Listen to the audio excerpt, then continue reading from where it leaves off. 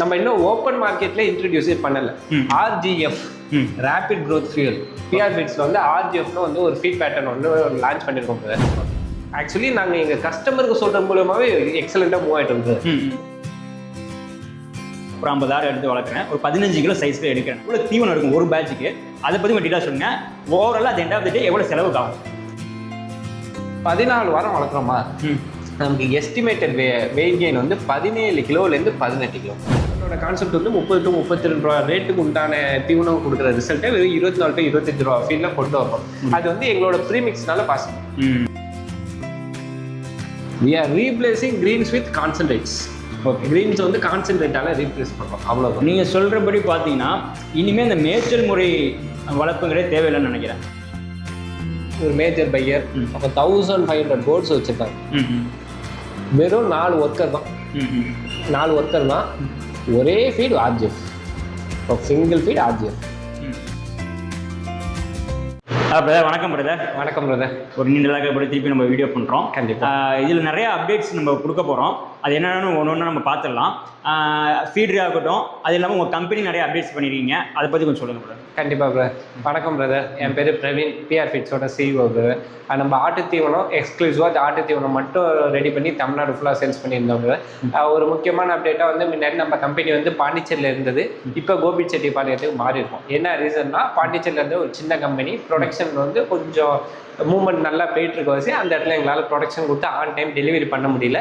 அதனால கம்பேரிட்டிவ்லி ஒரு பிக்கர் மில்லா, ஒரு ஃபீட் ஹப்பான ஈரோடு டிஸ்ட்ரிக்ட்க்கு இப்போ நம்ம புதுசாக மில் ஸ்டார்ட் பண்ணியிருக்கோம். ஸோ வேல்யூ இன்க்ரீஸ் ஆகிருக்கு. ஸோ அதுக்கேற்ற மாதிரி நம்ம மில் செஞ்சு நம்ம ப்ரொடக்ஷன் முன்னாடி இருந்த இடத்துல அந்த ப்ரொடக்ஷன் கொஞ்சம் கம்மியாக இருந்துச்சு. இப்போ ப்ரொடக்ஷன் வந்து எவ்வளோ ஆர்டர்ஸ் வந்தாலும் கொஞ்சம் குயிக்காக டிஸ்பேச் பண்ணுற மாதிரி மாற்றிருக்கோம். ஓகே ப்ரோ, அது இருக்கட்டும். பின்னாடி ஏதோ ஒன்று கால்குலேஷன்லாம் பண்ணி வச்சுருக்கீங்க. ஸோ அது என்ன? கண்டிப்பாக பிரதர், நம்ம இன்னும் ஓப்பன் மார்க்கெட்ல இன்ட்ரடியூஸே பண்ணல. RGF rapid growth fuel PR ஃபீட்ஸ்ல வந்து ஆர்ஜிஎஃப்னு வந்து ஒரு ஃபீட் பேட்டர்ன் வந்து லான்ச் பண்ணியிருக்கோம் பிரதர். இது வரைக்கும் ஓப்பன் மார்க்கெட்ல சொல்லாத ஒரு ஃபீடு. ஆக்சுவலி நாங்கள் எங்கள் கஸ்டமருக்கு சொல்கிற மூலமாகவே எக்ஸலண்ட்டாக மூவ் ஆகிட்டு இருக்குது. அந்த ஆர்ஜிஎஃபோட ஃபீடிங் பேட்டர்ன் இப்போ வந்து நம்ம 98 நாளைக்கு வளர்க்குறோம்னா ஒரு நாளைக்கும் எவ்வளோ ஃபீடு போடணும். நிறைய பேர் வந்து எவ்வளோ ஃபீடு போடணும்னா எனக்கு என்னன்னு தெரியல அப்படிங்கிற மாதிரி நிறைய டவுட்ஸ் கேட்டுருந்தாங்க. ஒரு நாளைக்கும் ஒரு ஃபீடிங் பேட்டர்ன்ஸ் ஆஃப்டர் 98 days எவ்வளோ ஃபீடு வந்து நமக்கு எவ்வளோ செலவாகுது, ஃபீடு காஸ்ட் என்ன, நம்ம ஃபீடு காஸ்ட் போடுறப்ப மொத்த தீவனத்துக்கு ஆகிற செலவு எவ்வளோ, 1 கிலோவுக்கு ஆகிற செலவு எல்லாமே இது பண்ணியிருக்கேன். இதை வந்து நான் உங்களுக்கு பிரேக் டவுன் பண்ணி காமிக்கிறேன். ஓகே ப்ரோ, இப்போ வந்து நீங்கள் வீக்லேயே பிடிச்சிங்கன்னு நினைக்கிறேன். ஆமாம் ப்ரோ, ஆக்சுவலி ஒரு வீக் 2, 4, 6, 8, 10, 12, 14 14 வாரத்துக்கான ஃபீடு. ஓகே பிரதர், இப்போ நம்ம அதுக்கான கால்குலேஷன் பார்க்க போகிறோம். உதாரணத்துக்கு இப்போ நான் ஒரு ஆடு வளர்க்குறேன், ஒரு 50,000 எடுத்து வளர்க்குறேன், ஒரு 15 கிலோ சைஸில் எடுக்கிறேன் நான். ஏன்னா இப்போ ஆவரேஜ் 15 கிலோ எடுக்கிறேன். எவ்வளோ தீவனம் இருக்கும் ஒரு பேட்சுக்கு, அதை பற்றி உங்கள் டீட்டெயிலாக சொல்லுங்கள். ஓவராலாக அது எண்ட் ஆஃப் த டே எவ்வளோ செலவுக்கு ஆகும்? கண்டிப்பாக பிரதர், நான் டீட்டெயில்ஸாக சொல்லிடுறேன். இப்போ வந்து ஒரு ஆட்டோட ஆவரேஜ் வெயிட் வந்து இப்போ நம்ம 15 கிலோவில் வாங்கியிருக்கோம்னு வைங்க. ஸ்டார்டிங் வெயிட் வந்து 15 கிலோ. நம்ம வந்து இப்போ 40 கிராம் 1 கிலோவுக்கு கொடுக்கணும். 40 கிராம்ஸ் பெர் கேஜி. 1 கிலோவுக்கு 40 கிராம் கொடுக்கணுங்கிறப்ப இப்போ வந்து ஒரு ஆட்டுக்கு ஸ்டார்டிங் வீக்கில் 15 கிலோ ஆட்டுக்கு வந்து 600 கிராம் கொடுக்கணும். ஓகே, 600 கிராம்ங்கிறது ஒரு வீக் ஃபுல்லாக கொடுக்கலாம். ஓகே, புரியுதுங்களா? இது வந்து டே 1, டே 2, டே 3, டே 4, டே 5, டே 6, டே 7 ஒரு வீக் ஃபுல்லாக 600 கிராம் கொடுக்கலாம். 7 நாளைக்கு. அதே மாதிரி வாரத்தில் ஒரு நாள் டிசைட் பண்ணி, அது திங்கக்கிழமையா செவ்வாய்க்கிழமையா, அது வந்து 50 கிராம் ரைஸ் பண்ணும் வாரத்துக்கு ஒரு வாட்டி கூட்டிக்கிட்டே இருக்கும். ஆமாம், இப்போ வந்து 8ஆவது நாள்லேருந்து இப்போ நம்ம 50 கிராம் ரைஸ் பண்ணியிருக்கோம். என்ன ரீசன்னா, இந்த 7 நாளைக்கு வந்து கண்டிப்பாக வெயிட் கெயின் ஆகிருக்கும். புரியுதுங்களா? அந்த வெயிட் கெயின் ஆன தீவனத்துக்கு எக்ஸ்ட்ரா 40 கிராம்ஸ் கணக்கு கொடுக்கணும். அதை கொடுத்தீங்கன்னா 4.2 kg, அதாவது முதல் வாரத்துக்கு 4.2 kg வரும். அது 2வது வாரத்துலேருந்து 50 கிராம் கூட்டி கொடுக்கும். 650 கிராம்ஸ் கொடுக்குறோம். அப்படி ஆகிறப்ப நமக்கு தேவை 4.5 kg. ஓகே, 3வது வாரத்துக்கு இன்னும் கூட வரும். அதாவது 15வது நாள்லேருந்து 26வது நாள் வரைக்கும் 700 கிராம். 4வது வாரம் 22லேருந்து 28 வரைக்கும் 750 கிராம் வரும். வாரம் 50 கிராம் கூட்டும். பார்த்தீங்கன்னா தெரியும். 750, 800, 850, 900, 1200, 1.5 கிலோ 98 நாள் எஸ்டிமேஷன் வச்சிருக்கோம். ஓகே, இப்போ நம்ம 90 நாளில் கூட முடிச்சிடலாம். ஒரு சின்ன எஸ்டிமேஷனுக்காக 98 நாள் வச்சிருக்கோம். 98 நாள் 14 வாரம். 14 வாரம். ஓகே, இப்போ நீங்கள் இங்கே பார்த்தீங்கன்னா தெரியும். மொதல் வாரத்துக்கு எவ்வளோ ஃபீடு தேவைப்படுது? 4.2 கிலோ. அடுத்த வாரத்துக்கு எவ்வளோ? 4.5. மூணாவது வாரத்துக்கு 4.9. இது எல்லாத்தையும் கிராஸ் டோட்டல் போட்டோம்னா 90 கிலோ. 90 கிலோ. இப்போ நீங்கள் ஒரு 98 நாள் 100 நாள் வளர்க்க போகிறீங்கன்னா உங்களுக்கு 90 கிலோ ஃபீடு தேவைப்படும். இல்லை நான் இந்த 3 மாதம் மட்டும் வளர்க்குறேன் போதும்னா 90வது நாள்லேயே கட் டவுன் பண்ணிட்டீங்கன்னா உங்களுக்கு ஒரு 82 கிலோ. ஓகே, அந்த ரேஞ்சில் தீவனம் தேவைப்படுங்க. இப்போ 14 வாரம் வளர்க்குறோமா, நமக்கு எஸ்டிமேட்டட் வெயிட் கெயின் வந்து 17 கிலோலேருந்து 18 கிலோ. நம்ம மாதத்துக்கு 5 கிலோ சொல்கிறோம், ப்ளஸ் வந்து எக்ஸ்ட்ரா வாரம் கிடைக்கிது. வாரத்தில் கண்டிப்பாக வெயிட் கெயின் வந்து 4-4.5 கிலோ தான் ஏறும். என்ன காரணம்னா ஃபீடு செட் ஆகிறது. ஓகே, அதாவது ஆடு வெளியிலேருந்து வாங்கிட்டு வந்திருக்கோம், ஃபீடு செட் ஆகிறதுக்கு வாரம் கொஞ்சம் கம்மியாக ஏறும்.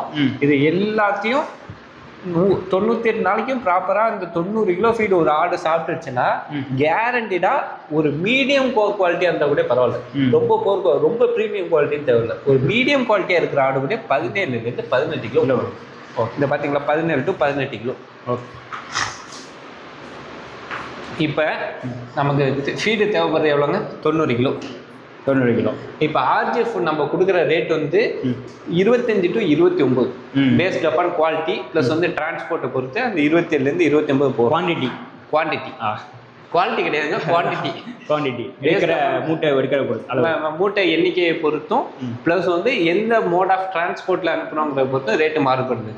இப்போ வந்து நார்மலாக ஒரு 25 ரூபாயிலேருந்து ஒரு 29 ரூபா வரைக்கும் அனுப்புகிறோம்னா, நான் இப்போ என்ன எடுத்துருக்கேன்னா உங்களுக்கு 90 கிலோவுக்கு 1 கிலோ தீவனம் 28 ரூபான்னு எடுத்துருக்கேன். ஆவரேஜ் 28 ரூபான்னு எடுத்துருக்கேன். இதோட கம்மியாகவே நீங்கள் அச்சீவ் பண்ணலாம். இருந்தாலும் கொஞ்சம் ஹையர் நோட்லேயே எடுத்துப்போம். எடுத்து பார்த்தீங்கன்னா உங்களுக்கு வந்து கிடைக்கிற ரேட், அதாவது 90 நாளைக்கு 28 ரூபான்னு தீவனம் போட்டோம்னா 2520 ரூபா செலவாகுது ஒரு ஆட்டு. ஓகே, எஸ்டிமேட்டடாக ஒரு 2500ன்னு வச்சுப்போமா, இல்லை 550ன்னு வச்சுப்போமா? 550ன்னு வச்சுங்க.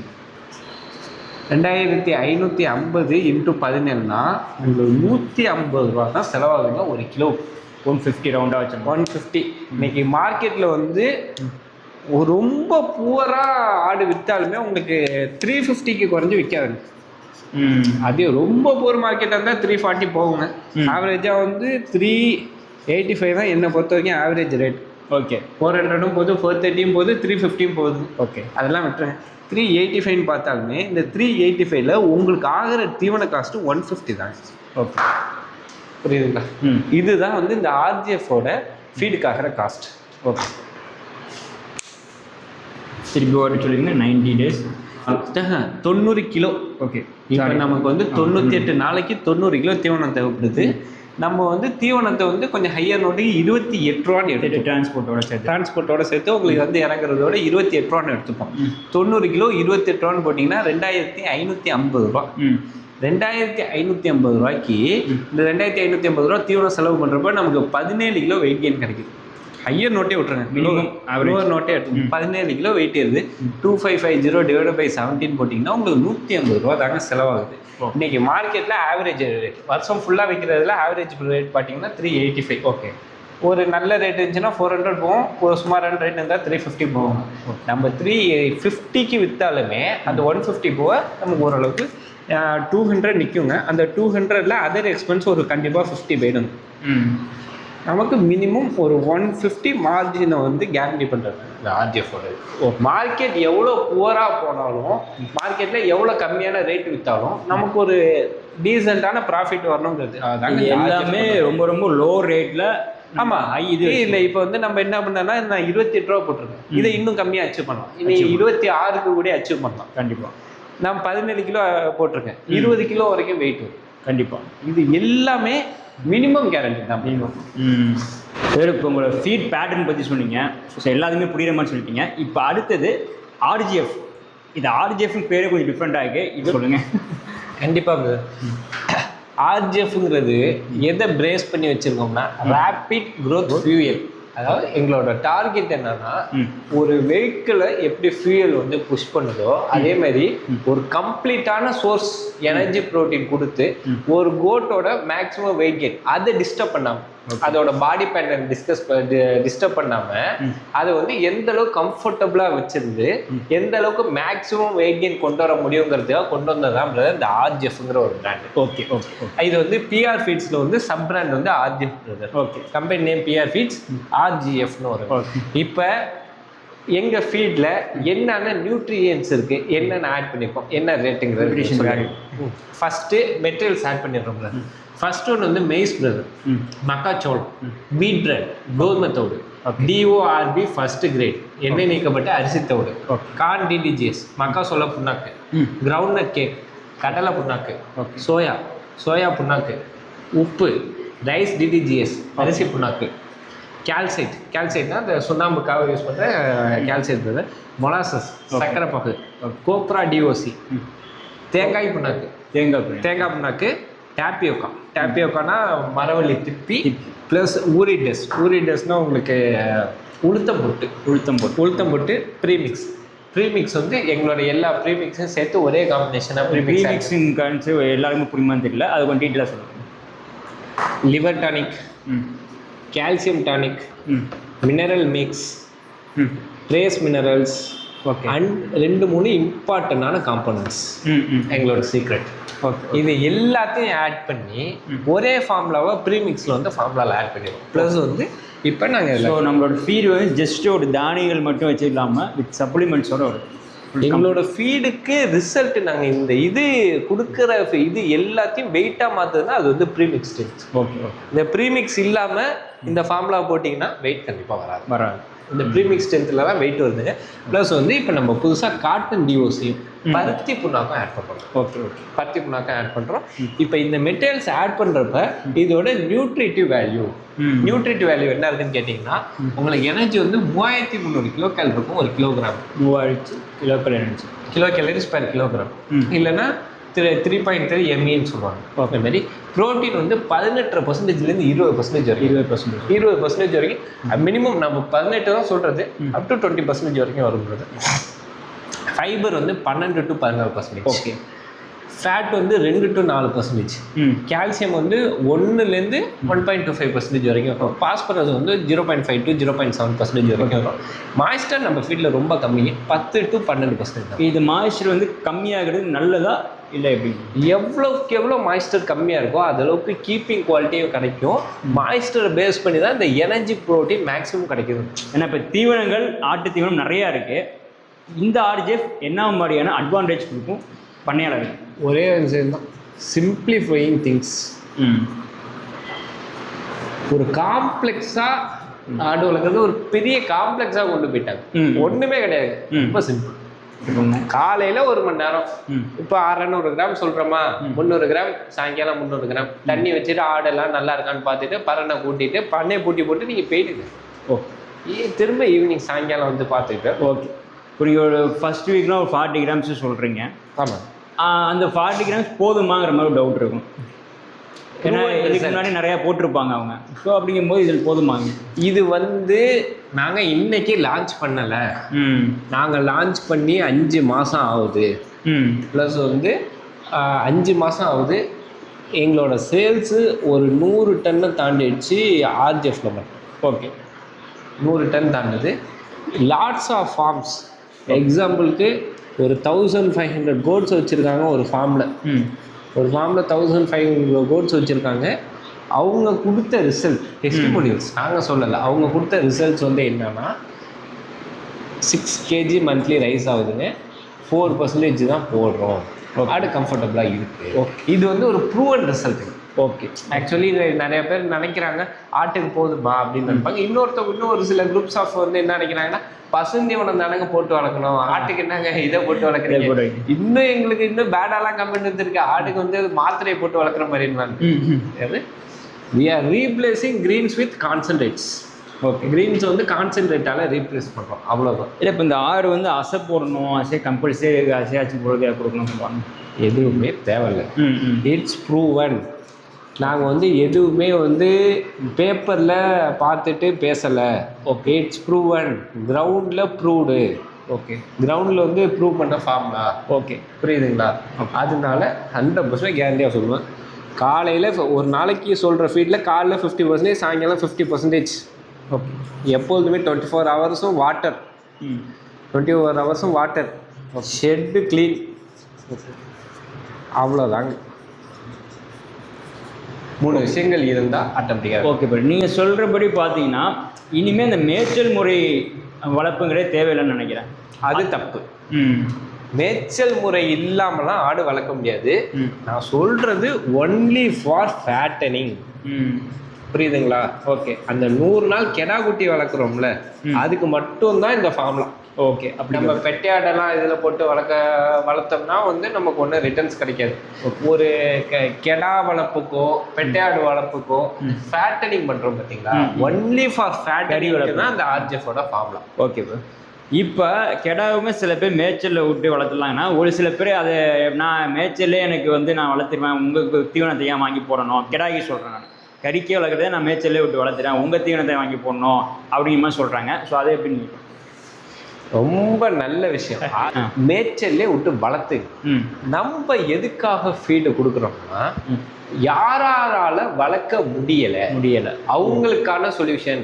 நான் வந்து என்னோட ஆர்ஜிஎஃப் கொடுத்தாதான் ஆடு வளரும், எல்லாரும் ஆர்ஜிஎஃப் போட்டு மட்டும்தான் வளர்க்கணும்னு நான் சொல்லல. ஆர்ஜிஎஃப் இஸ் சொல்யூஷன் ஃபார் யாரால முடியல. இப்ப என்கிட்ட 100 ஆடு இருக்கு, என்னால மேய்ச்சலுக்கு கொண்டு போக முடியாது அப்படின்னா ஆர்ஜிஎஃப் போலாம். ஓகே. என்கிட்ட வெறும் 2 ஆடு தாங்க இருக்கு, இங்க மேய்ச்சலுக்கு கொண்டு போக முடியாதனாலும் ஆர்ஜிஎஃப் போலாங்க. யாராலாம் முடியலையோ அவங்களுக்கு மட்டும்தான். நம்ம யாராருக்கெல்லாம் முடியுதோ தயவு செய்து மேய்ச்சல் விட்டு வளர்த்துங்க. அது ரொம்ப சீப் காஸ்ட். ஓகே, புரியுது. இதையும் கொடுத்துட்டு மேய்ச்சலும் விடலாமா? இல்ல பிரதர், அது வந்து இல்ல சில பேர் கேட்குறாங்க ரேஷியோ கம்மி பண்றது, செலவு கம்மி பண்றதுக்காக அந்த 17 to 18 வெயிட் கெயின் வந்து அச்சீவ் பண்ண முடியாது. ரெண்டையும் சேர்த்து செய்யறப்ப வெயிட் கெயின் அச்சீவ் பண்ண முடியல. மேய்ச்சல்ல போறதுனால சில பேர் வெயிட் லாஸ் ஆகுங்களா? அதுக்கு தான் சொல்றேன். மேய்ச்சலுக்கும் போயிட்டு ஆர்ஜிஎஃப்பும் கொடுத்தோம்னா உங்களுக்கு வந்து வெயிட் கெயின் அச்சீவ் பண்ண முடியும். ஓகே. ஒன்லி ஃபீடை மட்டும் கொடுத்து பண்றப்ப கிடைக்கிற வெயிட் கெயின் கூட மேய்ச்சலுக்கு போயிட்டு வந்துச்சுன்னா வெயிட் கெயின் குறையுது. ஓகே. இதோட வீனிங் பர்சன்டேஜ் எவ்வளோ பேர் இருக்கும் ஆக்சுவலி உங்களோட ஆர்ஜிஎஃப் கொடுக்கும் பொழுது? ஏன்னா அதுதான் ஒருத்தருக்கு ப்ராஃபிட்டே, ஒரு ஆடோட ரேட்டு இன்க்ரீஸ் பண்ணுறதுக்கும் அதுதான். ஸோ அது எந்த அளவுக்கு கிடைக்கும்? நான் கிடைச்ச ரிசல்ட்ஸை பேசுகிறேங்க.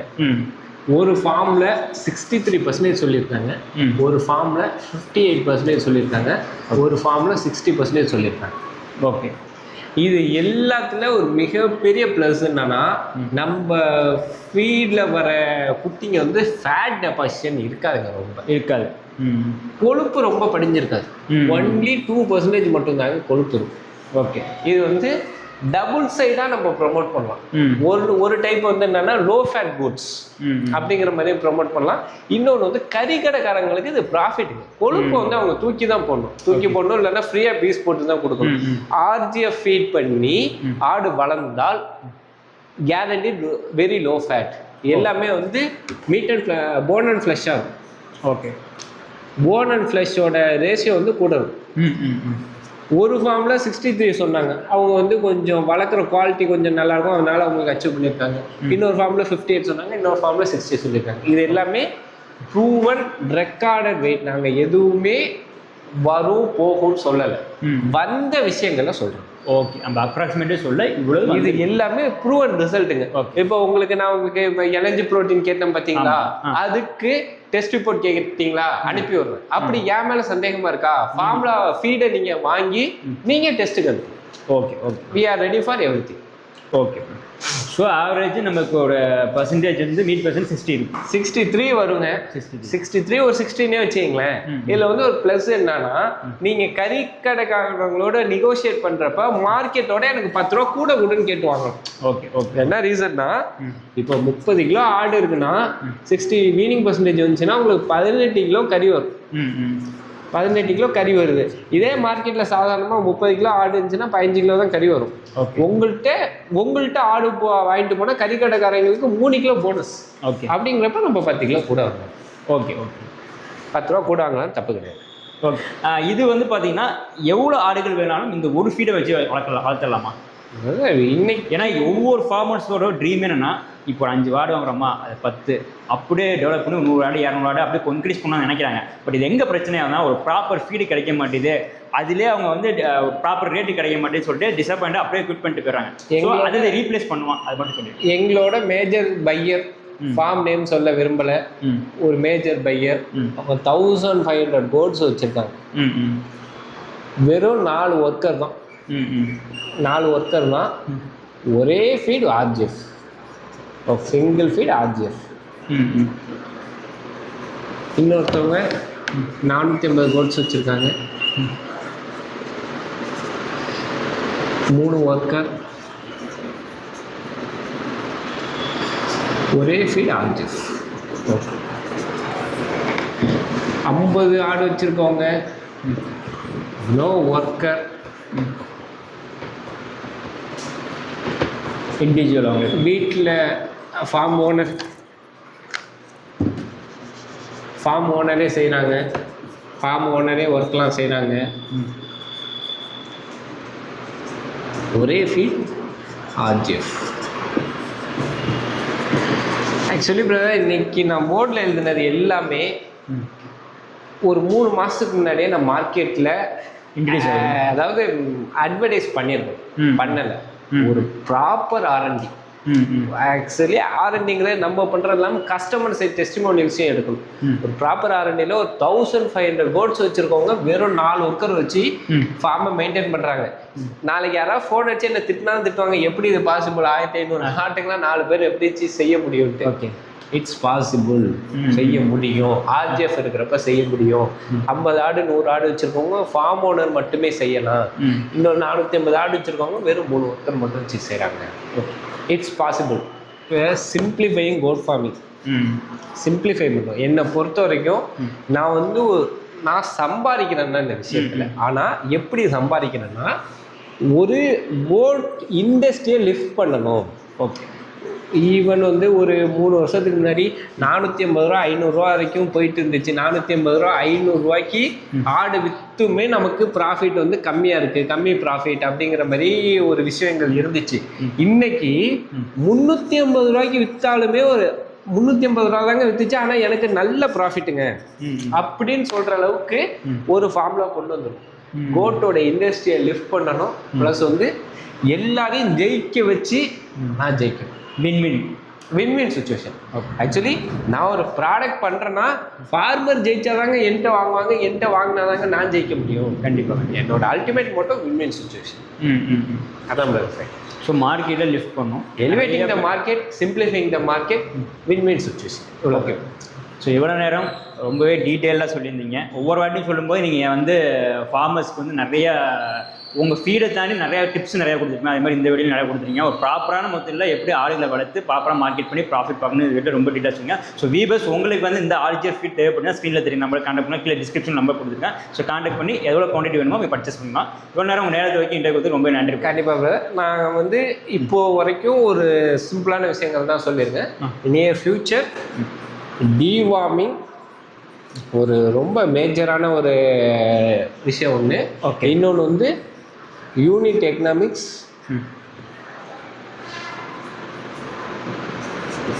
இன்னொன்று டே பை டே ஒர்க். 100 நாள்னா 100 நாளில் என்னென்ன ஒர்க் பண்ணும். 4th one supplement and medicine, dosage and time. இது எல்லாத்தையும் எக்ஸ்பிளைன் பண்ணுறேன். ப்ளஸ் நியர் ஃப்யூச்சரில் ரொம்ப குயிக்காக நாங்கள் கன்சல்டிங் பண்ணலான் இருக்கோம். கன்சல்டிங்கை 2 டைப்பாக பிரித்து பண்ணுறோம். நீங்கள் இந்த ஃபீல்டுக்கு ஃபிட் ஆர் அன்ஃபிட் அப்படிங்கிற மாதிரி தான் ஃபஸ்ட்டு சுச்சுவேஷன். ஃபிட் ஆர் அன்ஃபிட்டுங்கிறது நாங்கள் எப்படி இது பண்ணோம்னா, அது இண்டிவிஜுவல் ஒரு இன்டர்வியூ மாதிரி இருக்கும். அந்த இன்டர்வியூ மாதிரி உள்ளத்தில் நாங்கள் ஒரு சில சர்க்கம்ஸ்டன்ஸ் சொல்லுவோம். அதுக்கு நீங்கள் எப்படி ரியாக்ட் பண்ணுறீங்க, அதுக்கு ஏற்றாப்புல நீங்கள் இண்டஸ்ட்ரிக்குள்ளே வரலாமா, உங்களுக்கு இந்த இண்டஸ்ட்ரி செட் ஆகுமாங்கிறத சொல்கிறது தாங்க இந்த fit or unfit.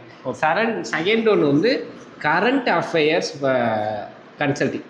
Okay, current affairs கன்சல்டிங்கிற டைம்ஸில் எல்லா கன்சல்டிங் மாதிரி நாங்கள் இந்த ஆடுங்க, ஆடோட அனாட்டமி, பிசியாலஜி, ஆடுனா செம்மறி ஆடு, வெள்ளாடு, செட்டு இப்படி போடணும், போக்குவரத்து இல்லாமல் எது மாதிரி ஃபீட் பண்ணோம், எங்கெங்கே வாங்கலாம், உங்கள் ஊருக்கு என்ன கோட் செட் ஆகும், என்ன ப்ரைஸில் வாங்கலாம், என்ன ப்ரைஸில் விற்கலாம், எப்படி மார்க்கெட் பண்ணுறது, எல்லாத்தையும் உள்ளடக்கி current affairs for freshers, current affairs for already இருக்கிறவங்களுக்கு செகண்ட் கரண்ட் அஃபேர்ஸ், அது மாதிரி இப்போ ஒரு 2 இதாக பிரிச்சுட்டு இருக்கோம். எல்லாமே நியர் ஃபியூச்சரில் அப்டேட் பண்ணலாம். Okay okay.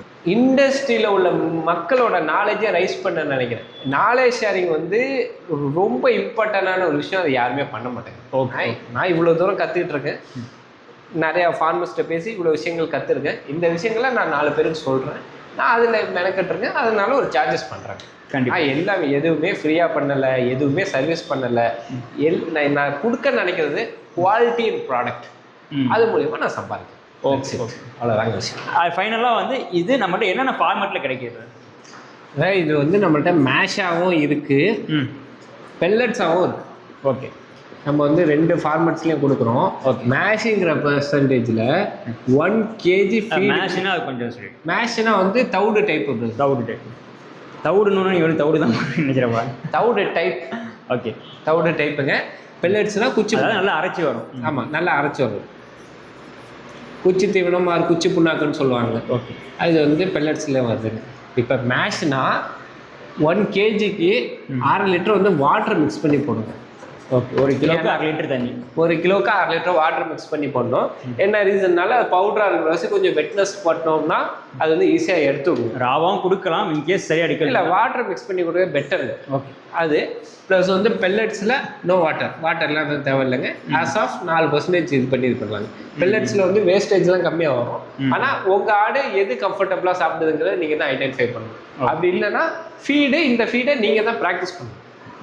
ஓகே. நீங்கள் பெல்லட்ஸ் மாதிரி கொடுக்கறதுனால கொடுத்தலாம், மேஷ் மாதிரி கொடுக்கறதுனால கொடுத்தலாம். ஓகேங்க. அடுத்து நீங்கள் சொன்ன இந்த டிவார்மிங் ரொம்ப முக்கியமான விஷயம். அதனால் நாம சாதாரணமாக நினச்சிட்டு இருக்காங்க. அதே மாதிரி நீங்கள் இந்த டே பை ரொட்டீன் சொல்லியிருந்தீங்க, ப்ளஸ் கன்சல்டிங், இதெல்லாமே வந்து அடுத்த வீடியோவில் ரொம்பவே டீட்டெயிலாக பார்க்கலாம். கண்டிப்பாக. ரொம்ப நன்றி. தேங்க்ஸ்.